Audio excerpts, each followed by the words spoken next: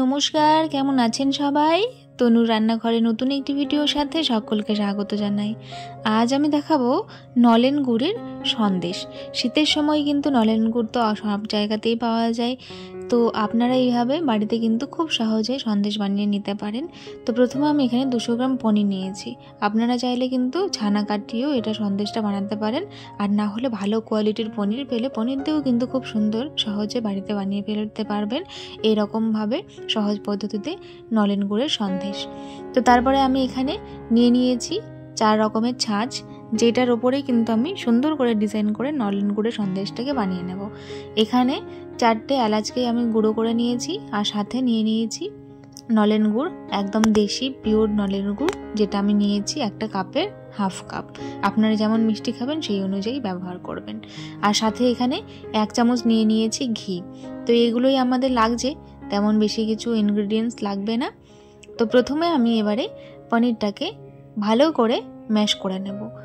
প্রথমে আমি এটাকে পুরোটাকে ভেঙে নেব, তারপরে হাতের তালু দিয়ে বেশ খানিকক্ষণ মেখে খুব সফট আর নরম একটা ডোর মতন তৈরি করে নেব। যতক্ষণ না হাতে শেপ দেওয়া যায় এই রকম হবে, সেই পর্যন্ত কিন্তু আমরা এটাকে খুব সুন্দর করে হাতে চেপে একটা সুন্দর ডো মতন করে নেব। আটা মাখলে যেমন হয় সেই রকম করে নিতে হবে।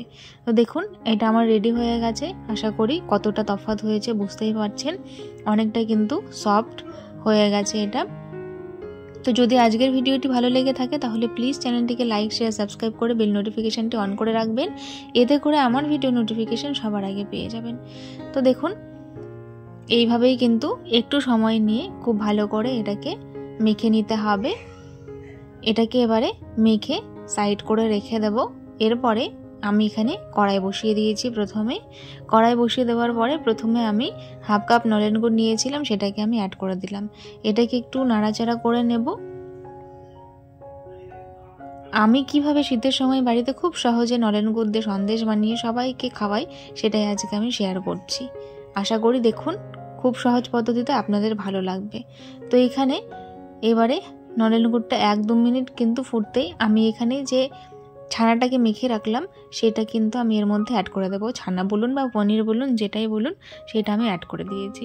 অ্যাড করে দেওয়ার পরে খুব ভালো করে কিন্তু স্মুথ একটা পেস্ট মতন আমাদের তৈরি করে নিতে হবে, যাতে দেখতে হবে যাতে কোনো রকম দলা কিন্তু এর মধ্যে না থাকে, তাহলে কিন্তু সন্দেশ বানানোর সময় কিন্তু প্রবলেম হতে পারে।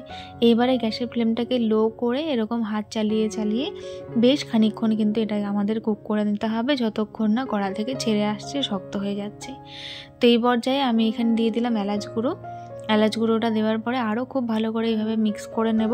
বারবার হাত চালাতে হবে, যেহেতু গুড় দিয়ে তৈরি হচ্ছে বা পনির আছে, সেই জন্য কিন্তু এখানে ধরে যেতে পারে, আর ধরে গেলে কিন্তু একদম ভালো লাগবে না সন্দেশ। সেটাকে মাথায় রেখে বারবার কিন্তু হাত চালিয়ে করতে হবে। প্রায় হয়ে এসেছে, আর কিছুক্ষণ এটাকে জাল করলে কিন্তু রেডি হয়ে যাবে।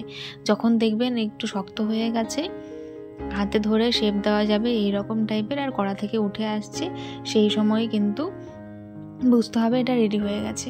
তো এটা আমার প্রায় হয়ে এসেছে, আর 2-4 মিনিট আমি এটাকে কুক করব। তার আগে আমি এখানে 1 চামচ ঘি নিয়েছিলাম, সেটাকে অ্যাড করে দিলাম। দিয়ে আবারও খুব ভালো করে আমি এটাকে মিশিয়ে নাড়াচাড়া করে রেডি করে নেব। এটা কিন্তু ঠান্ডা হয়ে যাওয়ার পরে তারপরেই কিন্তু এই মিষ্টিটা আমরা বা সন্দেশটা আমরা তৈরি করব। তো এখানে প্লেটের মধ্যে আমি এটাকে তুলে নিচ্ছি ঠান্ডা করবার জন্য।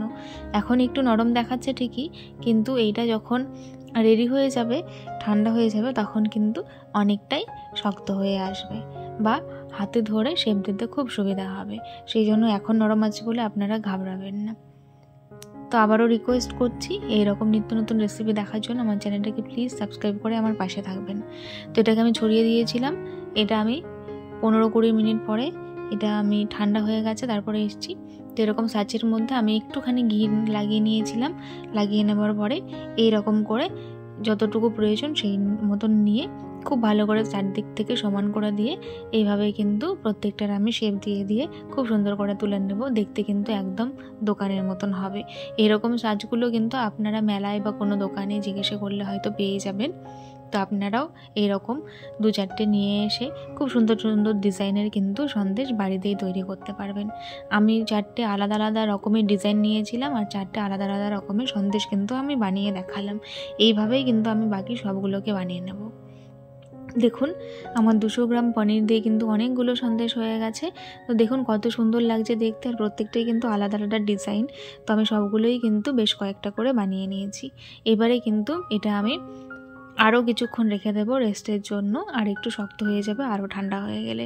সেই জন্য আমি খুব সুন্দর করে সাবধানে এটাকে কিন্তু প্লেটে তুলে নিচ্ছি। আর দেখতে কিন্তু একদম দোকানের মতন হয়েছে, যেহেতু ডিজাইনে আছে স্যাচের মধ্যে, তো সেই জন্য একদম কিন্তু খুব সুন্দর, বাচ্চারা ভীষণ খুশি হবে এইভাবে বানিয়ে দিলে। যেহেতু গুড় দেওয়া আছে সেহেতু বাচ্চাদের খেতেই পারে, কোনো অসুবিধা নেই, আর টেস্টের দিক থেকে কিন্তু দুর্দান্ত হয়। তো আশা রাখবো আপনারাও এইভাবে ট্রাই করে অবশ্যই আমাকে কমেন্টস করে জানাবেন আপনাদের কেমন লেগেছে।